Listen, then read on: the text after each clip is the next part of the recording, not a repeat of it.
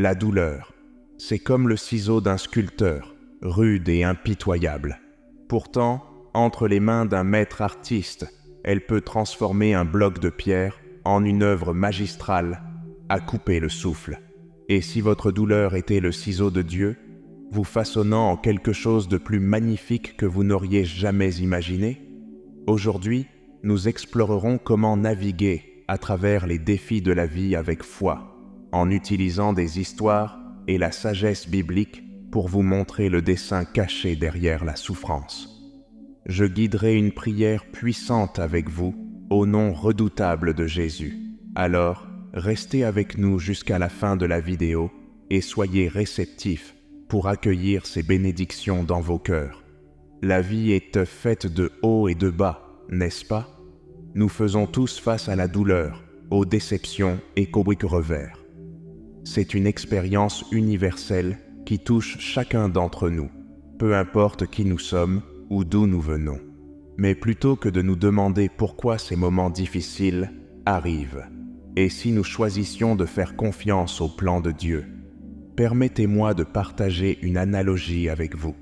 Imaginez la vie comme un magnifique tableau de mosaïque composé d'innombrables petites tuiles. Certaines de ces tuiles sont ternes et dentelées, tandis que d'autres sont brillantes et lisses. Quand vous regardez une seule tuile ou même un petit groupe, cela n'a pas beaucoup de sens, n'est-ce pas? Mais lorsque vous reculez et regardez l'ensemble, vous voyez quelque chose de vraiment magnifique. Toutes donc ces pièces, aussi bien les belles que celles qui le sont moins, s'emboîtent parfaitement pour créer une œuvre d'art incroyable. C'est exactement ainsi que Dieu travaille dans nos vies. Nous pourrions ne pas comprendre pourquoi nous traversons une lutte particulière en ce moment, mais Dieu voit l'image complète. Il sait comment chaque expérience, bonne ou mauvaise, s'insère dans son grand dessein pour nous. Souvenez-vous de ce que dit Romains 8, verset 28. « Nous savons, du reste, que toutes mes choses concourent au bien de ceux qui aiment Dieu, de ceux qui sont appelés selon son dessein. » Donc, l'idée est d'aborder nos luttes avec une mentalité de croissance plutôt que de se sentir comme des victimes. Ce n'est pas facile, je le sais, mais quand nous faisons confiance au plan de Dieu, même au milieu de la confusion et des épreuves, nous nous ouvrons à une transformation incroyable. Avez-vous déjà songé pourquoi certaines personnes semblent sortir des moments difficiles plus fortes et plus sages? C'est parce qu'elles ont appris à voir leur douleur comme une opportunité de croissance. Elles comprennent que Dieu ne les punit pas, mais les prépare pour quelque chose de plus grand. Maintenant, je vous invite à prendre un moment pour réfléchir à un défi que vous affrontez actuellement. Peut-être un problème relationnel, un problème de santé ou un revers financier. Quoi qu'il en soit, je vous demande de considérer ceci. Comment Dieu pourrait-il utiliser cette situation pour vous façonner? Quelles leçons pourriez-vous apprendre de cette expérience qui pourrait vous rapprocher de lui? Souvenez-vous, mes amis, que la douleur est inévitable, mais la souffrance est optionnelle. Quand nous choisissons de faire confiance au plan de Dieu, même quand cela n'a pas de sens pour nous, nous pouvons trouver la paix au milieu de nos tempêtes. La douleur est une force puissante dans nos vies.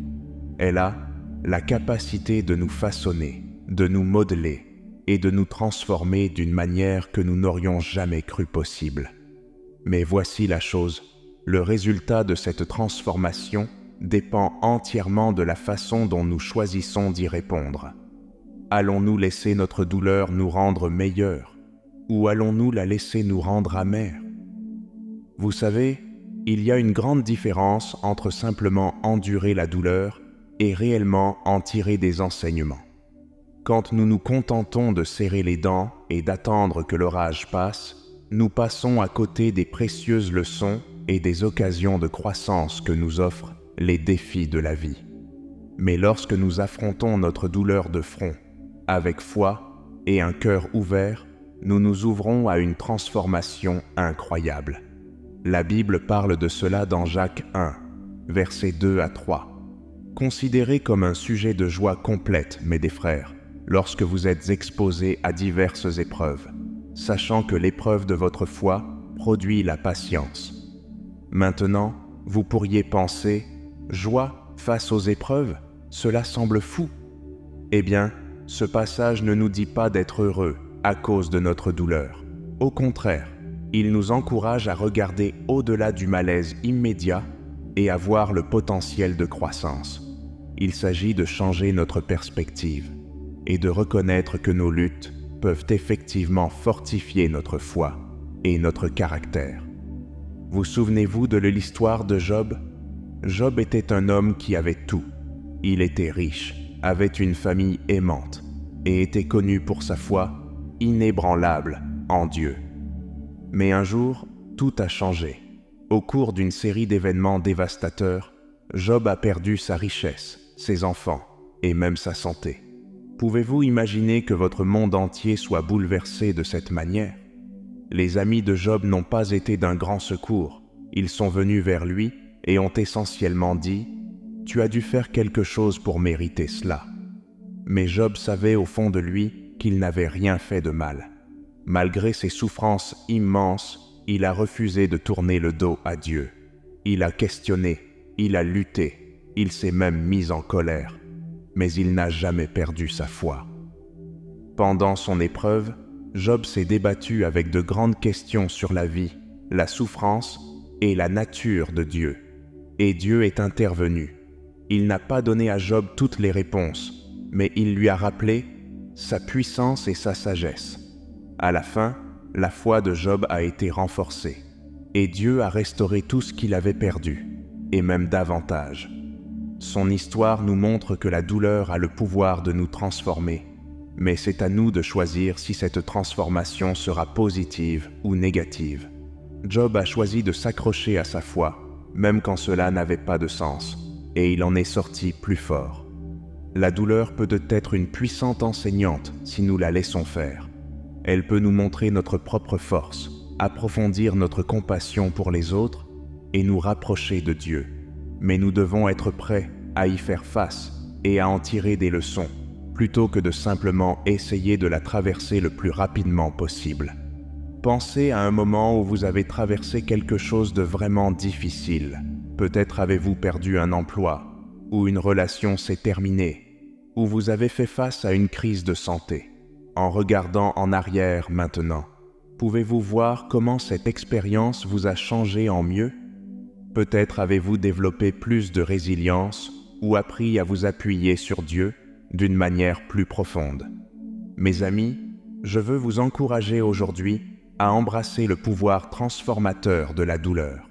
Ne vous contentez pas de la supporter. Grandissez à travers elle. Laissez-la adoucir votre cœur envers ceux qui souffrent. Laissez-la approfondir votre foi et votre confiance en Dieu. Laissez-la vous façonner en la personne que Dieu vous a créée pour être. Prenons maintenant un autre point de vue. Il était vrai que parfois, la vie peut sembler nous échapper. Nous faisons face à des défis qui semblent trop grands et écrasants, et nous pouvons commencer à nous demander si Dieu nous a oubliés. Mais Dieu est toujours aux commandes de nos vies, même quand cela ne semble pas être le cas. Réfléchissez-y. Avez-vous déjà essayé de soulever des poids qui étaient un peu trop lourds pour vous? C'est difficile, n'est-ce pas? Vous peinez, vous luttez, mais finalement, vous devez soit les poser, soit demander de l'aide. Eh bien, Dieu sait exactement combien de poids nous pouvons supporter dans la vie. Il ne nous mettra jamais plus sur les épaules que ce que nous pouvons porter avec son aide. Dans 1 Corinthiens 10, verset 13, il est écrit « Aucune tentation ne vous est survenue qui n'ait été humaine. Dieu est fidèle, et il ne permettra pas que vous soyez tentés au-delà de vos forces. Mais avec la tentation, il préparera aussi le moyen d'en sortir, afin que vous puissiez la supporter. » N'est-ce pas réconfortant? Dieu était là pour nous, même dans les moments les plus difficiles. Maintenant, je sais ce que vous pourriez penser.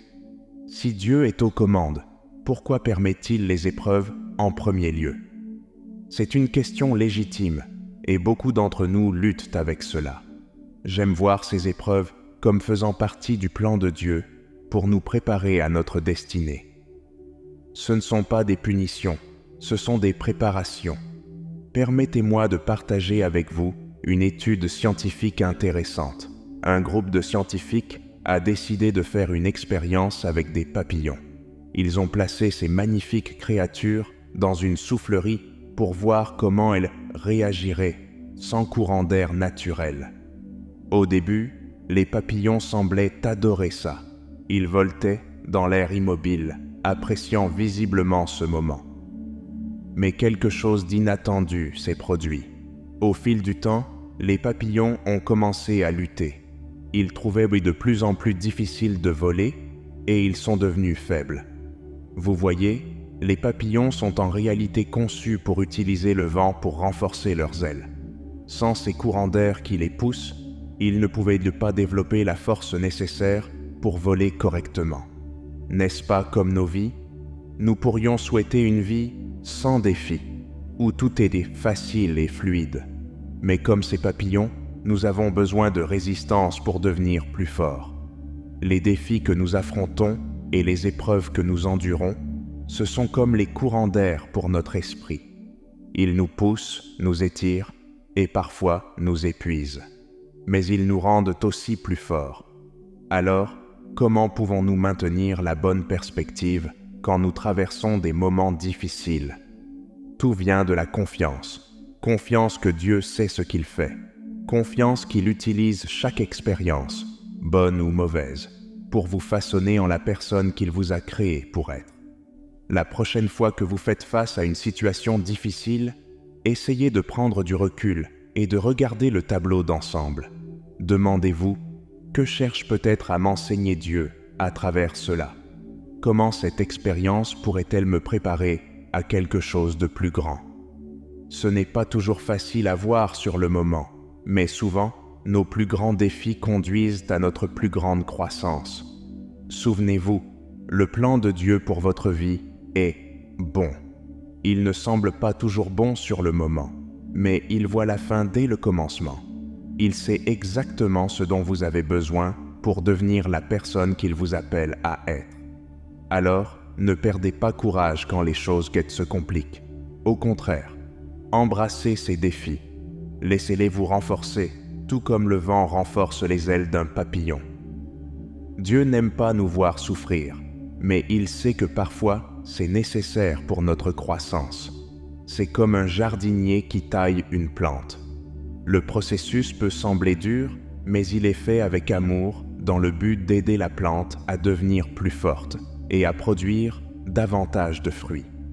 Genèse 50, verset 20, dit « Vous aviez médité de me faire du mal. Dieu l'a changé en bien, pour accomplir ce qui arrive aujourd'hui, pour sauver la vie à un peuple nombreux. » Ce verset nous rappelle que même quand les autres veulent nous nuire, ou quand les circonstances semblent contre nous, Dieu peut utiliser ces expériences douloureuses pour le bien. Ainsi, au lieu de demander « Pourquoi cela m'arrive-t-il ?», essayez de demander « Que puis-je apprendre de cela ? Comment puis-je utiliser cette expérience pour grandir et aider les autres ?» Vous pourriez être surpris des réponses que vous découvrirez. Permettez-moi de vous raconter l'histoire de Joseph. Joseph était le fils préféré de son père Jacob. Cela rendait ses frères jaloux, et leur jalousie se transforma en haine. Un jour, ils décidèrent d'en avoir assez. Ils attrapèrent Joseph et le vendirent comme esclave, disant à leur père qu'il avait été tué par un animal sauvage. Pouvez-vous imaginer la trahison et la peur que Joseph a dû ressentir? Il fut emmené en Égypte comme esclave, où il travailla dur et gagna la confiance de son maître. Les choses semblaient s'améliorer jusqu'à ce que la femme de son maître l'accuse faussement d'agression, et Joseph fut jeté en prison. Pourtant, même en prison, Joseph ne perdit pas espoir. Il utilisa son don d'interpréter les rêves pour aider d'autres prisonniers, ce qui finit par lui permettre d'interpréter un rêve pour le pharaon lui-même. Impressionné par la sagesse de Joseph, le pharaon le mit à la tête des préparations de l'Égypte pour une famine à venir. La planification et le leadership de Joseph sauvèrent d'innombrables vies, y compris celles de sa propre famille qui l'avait trahi des années auparavant. Quand Joseph retrouva finalement ses frères, il ne chercha pas à se venger. Au contraire, il reconnut que Dieu avait utilisé toutes ces expériences douloureuses pour le mettre dans une position où il pourrait sauver beaucoup de vies. Voilà la véritable puissance de trouver un but dans notre douleur. Souvenez-vous, Dieu ne gaspille aucune de nos expériences, même les plus douloureuses.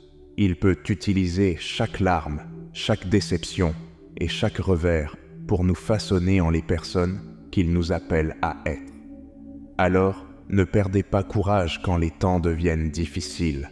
Au contraire, croyez que Dieu œuvre en coulisses, utilisant votre douleur pour vous préparer à un dessein plus grand que vous pouvez imaginer. Aussi difficile que cela puisse être, savez-vous que la douleur peut être l'une de nos plus grandes enseignantes? Pensez à un moment où vous avez touché une cuisinière chaude. Ça fait mal, n'est-ce pas? Mais je parie que vous n'avez jamais refait cette erreur, parce que la douleur nous enseigne des leçons qui restent avec nous. Le même principe s'applique à la douleur émotionnelle et spirituelle que nous éprouvons dans la vie. Chaque expérience douloureuse a le potentiel de nous enseigner quelque chose de précieux, si nous sommes bien prêts à apprendre. Alors, comment pouvons-nous nous assurer de ne pas gaspiller notre douleur? Cela commence par la réflexion. Quand vous traversez une période difficile, ou même après en être sorti, prenez le temps de réfléchir à ce qui s'est passé. Posez-vous des questions comme « Qu'est-ce qui a conduit à cette situation? Qu'aurais-je pu faire différemment ?» Ce genre de réflexion demande de l'honnêteté, et parfois cela signifie faire face à certaines vérités inconfortables sur nous-mêmes. Dieu ne veut pas que nous restions bloqués dans notre douleur. Il veut que nous apprenions d'elle, que nous grandissions à travers elle et que nous l'utilisions pour devenir plus semblables à lui. Avez-vous remarqué comment certaines des personnes les plus sages et les plus compatissantes que vous connaissez ont souvent traversé les expériences les plus difficiles? Ce n'est pas une coïncidence, c'est parce qu'elles ont permis à leur douleur de les façonner de manière positive. Souvenez-vous que tirer des leçons de notre douleur ne concerne pas seulement la croissance personnelle. Il s'agit aussi de comment nous pouvons utiliser nos expériences pour aider les autres. Pensez-y. Qui mieux que quelqu'un qui a traversé un divorce peut réconforter une personne en train de vivre la même épreuve? Qui peut mieux comprendre les luttes de l'addiction qu'une personne qui a combattu cette bataille? Dans 2 Corinthiens 1, versets 3 à 4, il est écrit « Béni soit Dieu, le Père de notre Seigneur Jésus-Christ, le Père de compassion et le Dieu de tout réconfort, qui nous réconforte dans toutes nos afflictions, afin que, par la consolation que nous-mêmes nous recevons de Dieu, nous puissions consoler ceux qui se trouvent dans toutes sortes d'afflictions. » N'est-ce pas puissant? Dieu nous réconforte dans notre douleur, non seulement pour notre propre bénéfice, mais afin que nous puissions ensuite réconforter les autres avec ce même réconfort. C'est comme un beau cycle de guérison et d'entraide. Je ne dis pas que revisiter notre douleur est facile.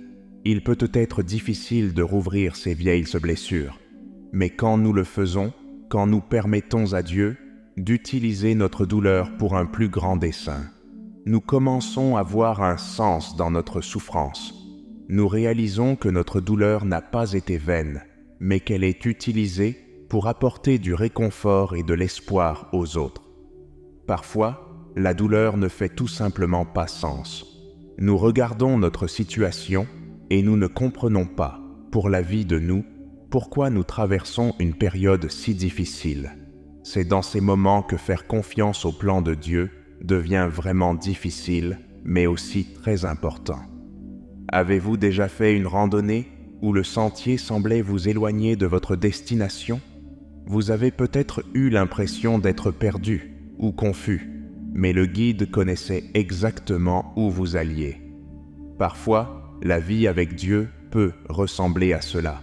Nous ne pouvons pas toujours voir où le chemin nous mène, mais nous pouvons avoir confiance que Dieu, notre guide ultime, connaît le chemin. Rappelons-nous l'histoire de Jésus et de son chemin vers la croix. Souvent, nous nous concentrons sur la crucifixion elle-même, mais prenons du recul et regardons le tableau plus large. Jésus savait dès le début quelle était sa mission sur terre. Il savait qu'il devrait souffrir et mourir pour sauver l'humanité. Pouvez-vous imaginer porter cette connaissance? Pendant qu'il accomplissait son ministère, guérissant les malades, enseignant l'amour de Dieu et rassemblant des disciples, il était toujours conscient de ce qui l'attendait. Au moment approché, Jésus a affronté une incroyable douleur émotionnelle et spirituelle. Dans le jardin de Gethsémani, il pria avec une telle intensité que sa sueur devint comme des gouttes de sang. Il demanda à Dieu s'il y avait une autre voie, mais finalement, il se soumit au plan de Dieu. Même lorsqu'il fut arrêté, battu et moqué, Jésus ne riposta pas et n'essaya pas de s'échapper. Il endura tout cela, gardant les yeux fixés sur la joie qui lui était promise, la joie de réconcilier l'humanité avec Dieu. Jésus a enduré tout cela de son plein gré. Il a choisi de supporter la douleur, l'humiliation et la séparation de Dieu parce qu'il savait que le résultat en vaudrait la peine. Il regardait au-delà de la douleur présente vers la joie future. Que pouvons-nous apprendre de cela, mes amis? Eh bien, cela nous montre que parfois, le chemin vers la joie passe par la douleur. Tout comme Jésus, nous ne comprenons peut-être pas toujours pourquoi nous traversons des moments difficiles, mais nous pouvons avoir confiance que Dieu a un plan plus grand. Ésaïe 55, versets 8 à 9, déclare « Car mes pensées ne sont pas vos pensées, et vos voix ne sont pas mes voix, dit l'Éternel. Autant les cieux sont élevés au-dessus de la terre, autant mes voix sont élevées au-dessus de vos voix, et mes pensées au-dessus de vos pensées. » Cela nous rappelle que nous ne comprendrons pas toujours le plan de Dieu. Et c'est bien ainsi. Nous n'avons pas besoin de tout comprendre pour avoir confiance en Dieu. Tout comme un enfant fait confiance à ses parents, même quand il ne comprend pas pourquoi il ne peut pas avoir de glace pour le dîner, nous pouvons avoir confiance en Dieu, même quand son plan ne nous semble pas logique. Alors, que faisons-nous quand nous sommes au milieu d'une douleur inexplicable? Comment maintenons-nous notre foi quand rien ne semble avoir de sens? C'est là que nous devons nous appuyer sur les promesses de Dieu. Nous devons nous rappeler de sa fidélité dans le passé et de ses promesses pour l'avenir. Considérons maintenant la douleur sous un autre angle. Il y a quelque chose de vraiment puissant qui se produit lorsque nous utilisons notre douleur pour aider les autres. C'est comme une double bénédiction. Non seulement nous avons la possibilité de faire une différence dans la vie de quelqu'un d'autre, mais nous trouvons souvent aussi la guérison pour nous-mêmes dans le processus. Avez-vous déjà remarqué comment se concentrer sur les autres peut élever votre propre esprit? Pensez-y. Quand nous sommes absorbés par notre propre douleur, il est facile de se sentir isolé et accablé. Mais lorsque nous tendons la main à ceux qui souffrent, quelque chose change. Nous réalisons que nous ne sommes pas seuls dans nos luttes, et souvent, nous obtenons une nouvelle perspective sur notre propre situation. Permettez-moi de vous partager l'histoire d'un homme nommé Jules. Jules avait tout, une carrière réussie, une famille aimante et une vie confortable. Mais un jour, tout a changé. Il a été diagnostiqué avec une maladie rare, et soudain, son monde a été bouleversé. Jules a subi des traitements éprouvants et a lutté contre sa santé mentale. Il y avait beaucoup de jours où il se demandait pourquoi il devait endurer tout cela. Mais en passant du temps à l'hôpital, il a remarqué quelque chose. Il a vu d'autres patients seuls, sans famille pour les soutenir. Malgré sa propre douleur, Jules a ressenti le désir d'aider ces personnes.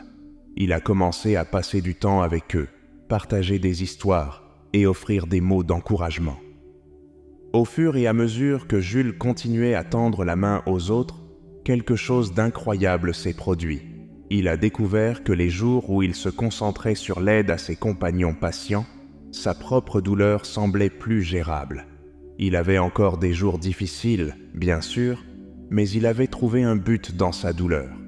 Même après sa guérison, Jules a continué à faire du bénévolat à l'hôpital, utilisant son expérience pour réconforter et soutenir d'autres personnes traversant des difficultés similaires. L'histoire de Jules nous rappelle une vérité importante. Notre douleur peut devenir un outil puissant pour aider les autres. Quand nous avons traversé des moments difficiles, nous avons une capacité unique à compatir avec ceux qui affrontent des défis similaires. Nous pouvons offrir du réconfort et de l'espoir d'une manière qu'une personne n'ayant pas vécu cette douleur ne peut tout simplement pas. Galates 6, verset 2, aborde ce sujet. Il dit « Portez les fardeaux les uns des autres, et vous accomplirez ainsi la loi de Christ. » Nous ne sommes pas destinés à traverser la vie seuls. Nous sommes appelés à nous soutenir mutuellement et à nous encourager lorsque nous traversons des moments difficiles. Et bien qu'il soit puissant d'utiliser notre douleur pour aider les autres, il est tout aussi important de permettre aux autres de nous aider lorsque nous souffrons. Parfois, la fierté peut entraver cela, et nous pourrions penser que nous devons tout gérer par nous-mêmes. Mais ce n'est pas ainsi que Dieu nous a conçus. Nous sommes faits pour vivre en communauté, pour nous soutenir mutuellement dans les hauts et les bas de la vie.